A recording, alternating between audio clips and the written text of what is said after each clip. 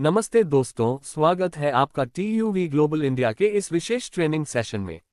आज हम बात करने वाले हैं एक ऐसी लीन मेथोडोलॉजी की जो किसी भी ऑर्गेनाइजेशन में प्रॉब्लम सॉल्विंग को स्ट्रक्चर्ड, सिंपल और हाईली इफेक्टिव बना देती है, और वो है A3 प्रॉब्लम सॉल्विंग।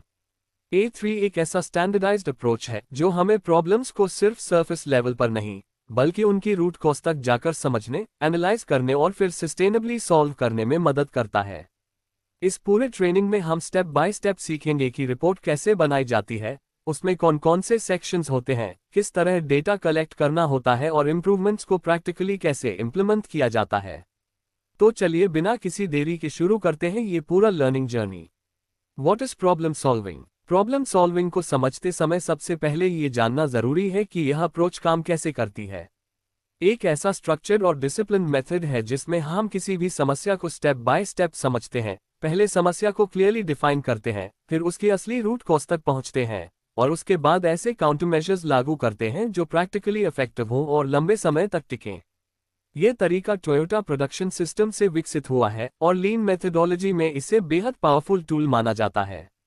इसकी सबसे इंटरेस्टिंग बात यह है कि पूरा प्रॉब्लम सॉल्विंग जर्नी, समस्या क्या है, डेटा क्या बताता है, एनालिसिस से क्या निकल कर आया और सॉल्यूशन कैसे इंप्लीमेंट होगा, ये सब एक ही साइज की सिंगल शीट में बताया जाता है। इससे कम्युनिकेशन सीधा साधा रहता है और टीम में किसी भी तरह की कंफ्यूजन या असम्पशन की गुंजाइश नहीं रहती। हमें सिखाता है कि डिसीजन मेकिंग हमेशा फैक्ट्स और डेटा पर आधारित होनी चाहिए, न कि अनुमान या गट फीलिंग पर। इससे टीम लॉजिकल तरीके से सोचती है, एक दूसरे के साथ इफेक्टिवली कोलैबोरेट करती है और ऐसे सॉल्यूशंस बनाती है जो रियल वर्ल्ड में भी काम करें और स्थायी रहें। और यहाँ समझने वाली सबसे महत्वपूर्ण बातें ये हैं।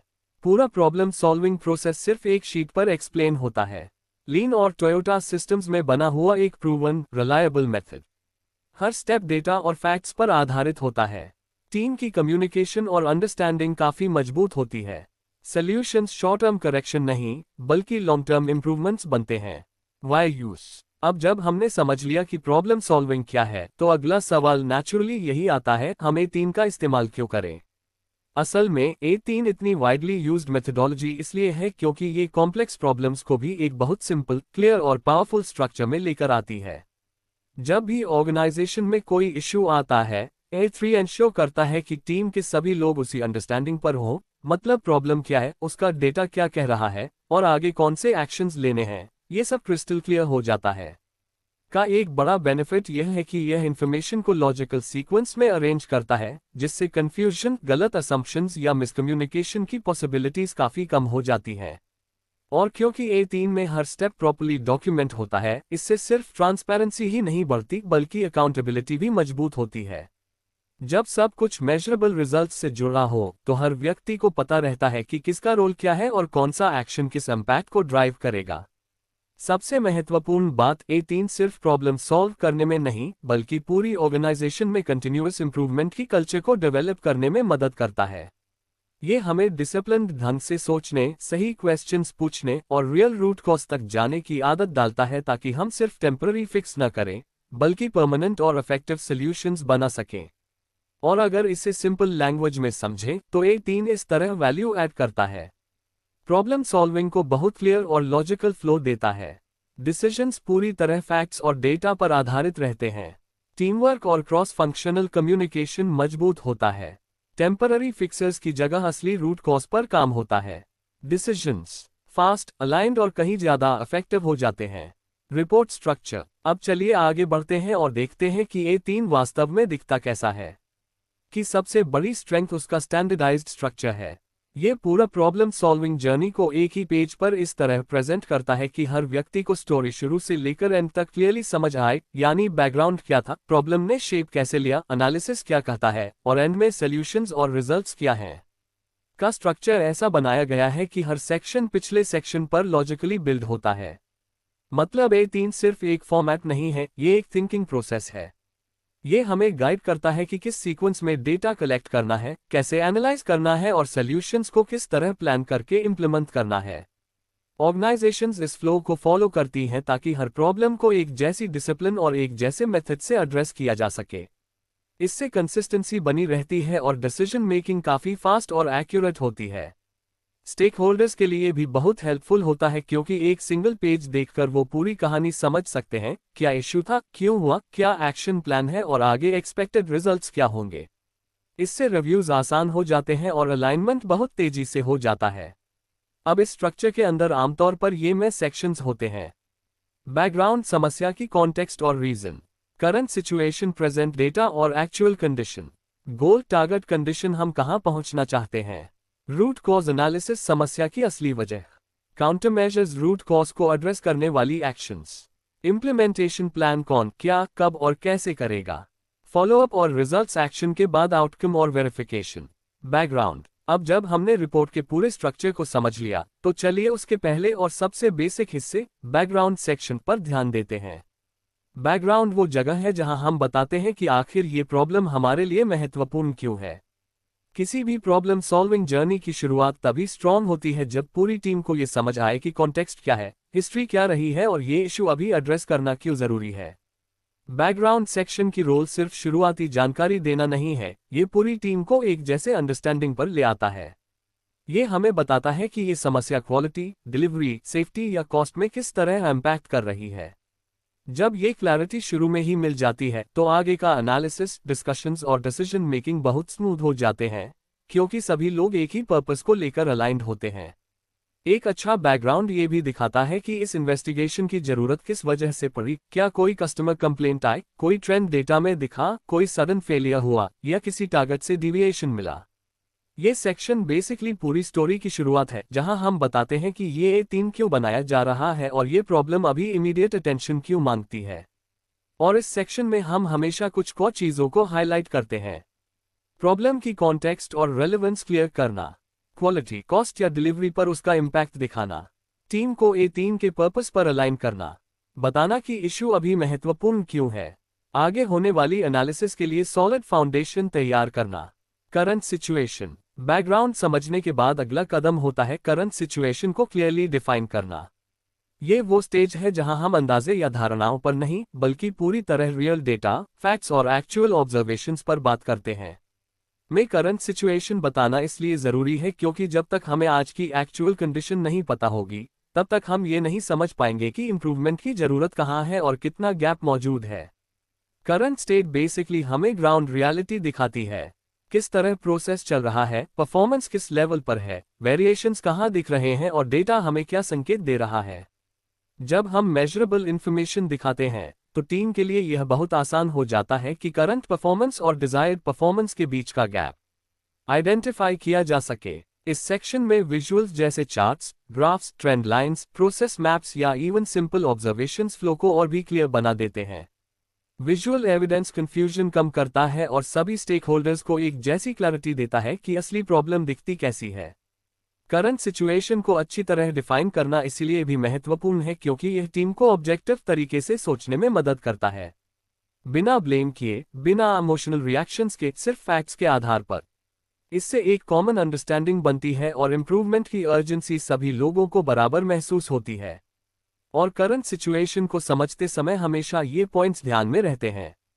एक्चुअल डेटा और फैक्चुअल ऑब्जर्वेशंस को प्रेजेंट करना, करंट और टारगेट परफॉर्मेंस के बीच गैप को क्लियरली दिखाना, चार्ट्स, मैप्स या विजुअल्स से सिचुएशन को और ट्रांसपेरेंट बनाना, डिसीजंस रियल कंडीशंस पर आधारित रखना, असम्पशंस पर नहीं, स्टेक होल्डर्स के बीच एक शेयर्ड अंडरस्टैंडिंग और अलाइनमेंट बनाना। प्रॉब्लम स्टेटमेंट, करंट सिचुएशन समझ लेने के बाद आता है A3 का सबसे क्रिटिकल हिस्सा, प्रॉब्लम स्टेटमेंट। यहीं से असली प्रॉब्लम सॉल्विंग की डायरेक्शन तय होती है क्योंकि प्रॉब्लम स्टेटमेंट वो जगह है जहां हम बिल्कुल साफ शब्दों में बताते हैं कि असली समस्या है क्या।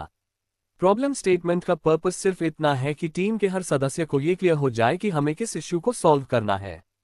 इसमें हम सिर्फ समस्या को डिफाइन करते हैं, कोई सॉल्यूशन सजेस्ट नहीं करते, कोई असम्पशन नहीं लगाते और कोई ब्लेम भी नहीं करते। एक स्ट्रॉन्ग प्रॉब्लम स्टेटमेंट हमेशा मेजरेबल होती है ताकि आगे चलकर इंप्रूवमेंट को ट्रैक करना आसान रहे। इस सेक्शन में हम ये बताते हैं कि समस्या क्या है, ये कहाँ हो रही है और इसका इम्पैक्ट कितना बड़ा है। ये डिटेल्स क्लैरिटी देती हैं और पूरी टीम को लेजर फोकस्ड रखती हैं ताकि A3 प्रोसेस के दौरान कोई भी असली इशू से भटके नहीं। में प्रॉब्लम स्टेटमेंट की क्वालिटी पर काफी जोर दिया जाता है क्योंकि अगर प्रॉब्लम ही अनक्लियर लिखी हुई हो तो पूरा एनालिसिस गलत दिशा में जा सकता है। एक अच्छी प्रॉब्लम स्टेटमेंट पूरी रिपोर्ट को गाइड करती है और टीम को सही रूट कॉज तक पहुंचने में मदद करती है। इसे सिंपल वे में समझें तो एक इफेक्टिव प्रॉब्लम स्टेटमेंट में ये क्वालिटीज होती हैं। इशू का क्लियर, कंसाइज और मेजरेबल डिस्क्रिप्शन। कोई असम्पशन, ओपिनियन या सॉल्यूशन शामिल नहीं होता। फोकस सिर्फ इस पर होता है कि समस्या क्या है और कहां हो रही है। इम्पैक्ट और परफॉर्मेंस गैप क्लियरली दिखाई देता है। रूट कॉज एनालिसिस के लिए सही दिशा सेट होती है। Root cause analysis. Problem statement तय हो जाने के बाद अब हम A3 के उस हिस्से पर आते हैं जहां असली इन्वेस्टिगेशन शुरू होती है, रूट कॉज एनालिसिस। इस स्टेप का मकसद सिर्फ सिम्टम्स को ट्रीट करना नहीं, बल्कि उस असली वजह तक पहुंचना है जिसकी वजह से प्रॉब्लम बार बार होती है। अक्सर ऑर्गेनाइजेशंस में जल्दी समाधान निकालने की जल्दी में लोग तुरंत किसी भी कारण को मान लेते हैं, लेकिन A3 में हम ऐसा नहीं करते। रूट कॉज एनालिसिस एक स्ट्रक्चर्ड और डिसिप्लिन प्रोसेस है जिसमें हम प्रोसेस को गहराई से एग्जामिन करते हैं, डेटा देखते हैं, वेरिएशंस समझते हैं, कंट्रीब्यूटिंग फैक्टर्स का अध्ययन करते हैं और फिर पहचानते हैं कि एक्चुअल ट्रिगर क्या था जिसने प्रॉब्लम को जन्म दिया। इस स्टेप का सबसे बड़ा फायदा यह है कि जब हम असली कारण आइडेंटिफाई कर लेते हैं तो हमारी काउंटर मेजर्स परमानेंट और इफेक्टिव बन जाती हैं। वरना होता यह है कि हम सिर्फ ऊपर से प्रॉब्लम सॉल्व कर देते हैं, सिम्टम्स थोड़े समय के लिए गायब हो जाते हैं, लेकिन कुछ दिनों बाद वही इश्यू फिर सामने आ जाता है। में रूट कॉज आइडेंटिफाई करने के लिए कुछ पावरफुल टूल्स यूज किए जाते हैं, जैसे 5 वाई एनालिसिस, जिसमें हम बार बार क्यों पूछकर रूट तक पहुंचते हैं, और फिशबोन डायग्राम इशिकावा, जिसमें हम अलग अलग कैटेगरीज में पॉसिबल कॉजेज को सिस्टमैटिकली एक्सप्लोर करते हैं। रूट कॉज एनालिसिस का पूरा फोकस असम्पशंस हटाने, डेटा बेस्ड रीजनिंग अपनाने और एविडेंस के साथ रियल कॉज वेरीफाई करने पर होता है। जब रूट कॉज सही पहचान लिया जाता है तभी लॉन्ग टर्म और सस्टेनेबल सोल्यूशन पॉसिबल होता है। इस स्टेप के की एस्पेक्ट्स ये होते हैं: 5 वाई और फिशबोन डायग्राम जैसे टूल्स का उपयोग, असली अंडरलाइन कॉजेज की खोज, सिम्टम्स की नहीं, असम्पशंस या गेसवर्क से बचना, हर कॉज को डेटा और एविडेंस से वेरीफाई करना, ऐसे सॉल्यूशंस बनाना जो समस्या को दोबारा होने से रोकें। Counter measures. Root cause analysis पूरा होने के बाद अब हम A3 के उस हिस्से में पहुंचते हैं जहां असली सुधार शुरू होता है, यानी काउंटर मेजर्स। ये वो स्टेज है जहां हम उन एक्शंस को डिफाइन करते हैं जो पहचाने गए रूट कॉजेस को हटाएंगे या कंट्रोल करेंगे। ध्यान रहे, काउंटर मेजर्स सिर्फ टेम्पररी फिक्स नहीं होते, ये प्रोसेस को बदलने वाले, टारगेटेड और प्रैक्टिकल स्टेप्स होते हैं ताकि समस्या दोबारा न लौटे। काउंटर मेजर्स हमेशा उसी एनालिसिस पर आधारित होने चाहिए जो हमने पिछले स्टेप्स में किया है। मतलब यदि रूट कॉज गलत आइडेंटिफाई हुआ होगा तो काउंटर मेजर भी प्रभावी नहीं होगा। इसलिए हर एक्शन का सीधा लिंक रूट कॉज से होना जरूरी है। इनका उद्देश्य सिम्टम्स को सप्रेस करना नहीं बल्कि प्रोसेस को फंडामेंटली इंप्रूव करना होता है। इफेक्टिव काउंटर मेजर्स बनाते समय हमें फीजिबिलिटी, एक्सपेक्टेड इम्पैक्ट, रिसोर्सेज और प्रैक्टिकलिटी को अच्छे से इवैल्यूएट करना होता है। एक अच्छा काउंटर मेजर मेजरेबल होता है, टाइम बाउंड होता है और यह क्लियरली बताता है कि कौन सा बदलाव किस तरह आउटकम को इंप्रूव करेगा। जब काउंटर मेजर्स अच्छी तरह प्लान्ड होते हैं तो ये परमानेंट इंप्रूवमेंट्स लाते हैं और प्रोसेस को डिजायर्ड परफॉर्मेंस लेवल के काफी करीब ले आते हैं। इस स्टेप में आमतौर पर ये की पॉइंट्स एंश्योर किए जाते हैं: सिर्फ वैलिडेटेड रूट कॉजेस को एड्रेस करने वाले एक्शंस, प्रैक्टिकल, मेजरेबल और टाइम डिफाइंड बदलाव, क्विक फिक्सेस से बचते हुए प्रोसेस लेवल इंप्रूवमेंट्स, हर काउंटर मेजर की फीजिबिलिटी और इम्पैक्ट की proper evaluation, long term prevention और सस्टेनेबिलिटी सुनिश्चित करना। Implementation plan. Counter measures define होना सिर्फ आधा काम है, असली असर तब होता है जब उन्हें सही तरीके से इम्प्लीमेंट किया जाए। इसीलिए A3 का अगला हिस्सा है इम्प्लीमेंटेशन प्लान। इम्प्लीमेंटेशन प्लान बिल्कुल रोड मैप की तरह काम करता है। ये बताता है कि कौन सा एक्शन किस व्यक्ति द्वारा किया जाएगा, कब तक पूरा होगा और उसे एग्जीक्यूट करने के लिए क्या रिसोर्सेज या सपोर्ट चाहिए होंगे। जब ये क्लैरिटी पहले से ही लिखी होती है तो डिलेज, कंफ्यूजन या रिस्पॉन्सिबिलिटी से जुड़ी समस्याएं कम हो जाती हैं। इम्प्लीमेंटेशन प्लान का एक बड़ा रोल अकाउंटेबिलिटी को मजबूत करना है। जब टाइमलाइंस और रिस्पॉन्सिबिलिटी स्पष्ट हों तो प्रोग्रेस ट्रैक करना आसान हो जाता है। टीम्स जल्दी आइडेंटिफाई कर लेती हैं कि कौन सा टास्क ऑन ट्रैक है, कहाँ डिले है या किस स्टेप पर एडिशनल सपोर्ट चाहिए। इस प्लान में हम टाइमलाइंस, चेक पॉइंट्स या कभी कभी गैंट चार्ट का इस्तेमाल भी करते हैं ताकि पूरा एग्जीक्यूशन विजुअली क्लियर दिखे। और सबसे जरूरी बात, यही वो स्टेज है जहां थियोरेटिकल सॉल्यूशन वास्तविक एक्शनेबल टास्क में बदल जाता है। इम्प्लीमेंटेशन प्लान में आमतौर पर ये बातें शामिल होती हैं। कौन सा एक्शन कौन करेगा और कब तक करेगा। टाइमलाइंस, चेक पॉइंट्स या गैंट चार्ट से एग्जीक्यूशन विजिबिलिटी। हर व्यक्ति की अकाउंटेबिलिटी क्लियर करना। प्रोग्रेस मॉनिटरिंग ताकि डिलेज जल्दी डिटेक्ट हो सके। काउंटर मेजर्स को प्रैक्टिकल कॉन्क्रीट रिजल्ट्स में कन्वर्ट करना। फॉलोअप और रिजल्ट्स। इम्प्लीमेंटेशन के बाद आता है A3 का अंतिम और बहुत महत्वपूर्ण हिस्सा, फॉलोअप और रिजल्ट्स। ये वही स्टेज है जहां हम वेरीफाई करते हैं कि हमारी मेहनत ने वास्तव में प्रॉब्लम सॉल्व की या नहीं। फॉलोअप में हम एक्चुअल परफॉर्मेंस को उस टारगेट कंडीशन से कंपेयर करते हैं जो हमने A3 की शुरुआत में डिफाइन की थी। अगर गैप क्लोज हो गया है और परफॉर्मेंस स्टेबल है तो इसका मतलब काउंटर मेजर्स इफेक्टिव रहे। अगर कुछ गैप्स अभी भी बचे हैं तो टीम उन्हें आइडेंटिफाई करती है और आगे इंप्रूवमेंट के नए अवसर ढूंढती है। फॉलोअप केवल रिजल्ट्स चेक करना नहीं है, ये सस्टेनेबिलिटी भी कंफर्म करता है। मतलब इंप्रूवमेंट सिर्फ आज या इस हफ्ते नहीं, बल्कि लंबे समय तक बनी रहे। और सबसे अच्छी बात, इस स्टेज पर जो लर्निंग मिलती है उसे डॉक्यूमेंट किया जाता है ताकि फ्यूचर टीम्स भी उससे बेनिफिट ले सकें। इससे ऑर्गेनाइजेशन में लगातार सीखने और सुधार करने की कल्चर मजबूत होती है। इस स्टेप के की एलिमेंट्स। इंप्लीमेंटेशन के बाद इफेक्टिवनेस मापना। एक्चुअल रिजल्ट्स को टारगेट कंडीशन से कंपेयर करना। सॉल्यूशन की लॉन्ग टर्म सस्टेनेबिलिटी चेक करना। रिमेनिंग गैप्स या नए इश्यूज को आइडेंटिफाई करना। लर्निंग को डॉक्यूमेंट करके फ्यूचर इंप्रूवमेंट सपोर्ट करना। Benefits of problem solving. अब बात करते हैं प्रॉब्लम सॉल्विंग के उन फायदों की जो इसे किसी भी ऑर्गेनाइजेशन के लिए इतना पावरफुल बनाते हैं। सिर्फ एक रिपोर्ट नहीं है, यह एक सोचने का तरीका है, एक माइंडसेट है। जब टीम्स इस अप्रोच को अपनाती हैं तो उनकी थिंकिंग डीप, स्ट्रक्चर्ड और डिसिप्लिन्ड हो जाती है। इससे प्रॉब्लम्स को समझने और सॉल्व करने का तरीका पूरी तरह बदल जाता है। कि सबसे बड़ी स्ट्रेंथ यह है कि यह टीम को प्रॉब्लम की रूट तक जाने की आदत डालता है। इससे रिपीटेड इश्यूज काफी कम हो जाते हैं और डिसीजंस ज्यादा स्ट्रॉन्ग और डेटा ड्रिवन बनते हैं। इसके अलावा, क्योंकि पूरा फॉर्मेट स्टैंडर्डाइज्ड है, अलग अलग डिपार्टमेंट्स के लोग भी आसानी से अलाइन हो जाते हैं और कोलैबोरेशन ज्यादा स्मूथ हो जाता है। लंबे समय में A3 एक ऐसी कल्चर डेवलप करता है जहां कंटिन्यूअस इंप्रूवमेंट हर दिन का हिस्सा बन जाती है, न कि सिर्फ किसी ऑडिट, इंस्पेक्शन या क्राइसिस के समय की एक्टिविटी। यही रीजन है कि को ग्लोबली एक इफेक्टिव और सस्टेनेबल प्रॉब्लम सॉल्विंग मेथड माना जाता है। से मिलने वाले प्रमुख लाभ कुछ इस प्रकार हैं। एनालिटिकल और क्रिटिकल थिंकिंग स्किल्स मजबूत होती हैं। कम्युनिकेशन और टीम अलाइनमेंट बेहतर होता है। सॉल्यूशंस हमेशा डेटा ड्रिवन और सस्टेनेबल होते हैं। रिकरिंग प्रॉब्लम्स और रीवर्क में कमी आती है। कंटिन्यूअस इंप्रूवमेंट की माइंडसेट डेवलप होती है। समरी। अब पूरी जर्नी को समेटते हुए एक छोटी सी समरी समझ लेते हैं। प्रॉब्लम सॉल्विंग असल में एक ऐसा स्ट्रक्चर्ड तरीका है जो शुरुआत से अंत तक प्रॉब्लम को सिस्टमैटिक तरीके से हैंडल करने में मदद करता है। इसमें हम पहले प्रॉब्लम को पूरी तरह समझते हैं, फिर डेटा के साथ उसका एनालिसिस करते हैं, रूट कॉज आइडेंटिफाई करते हैं और फिर ऐसे काउंटरमेजर्स बनाते हैं जो वास्तव में प्रोसेस को सुधारें, सिर्फ सिम्टम्स को नहीं।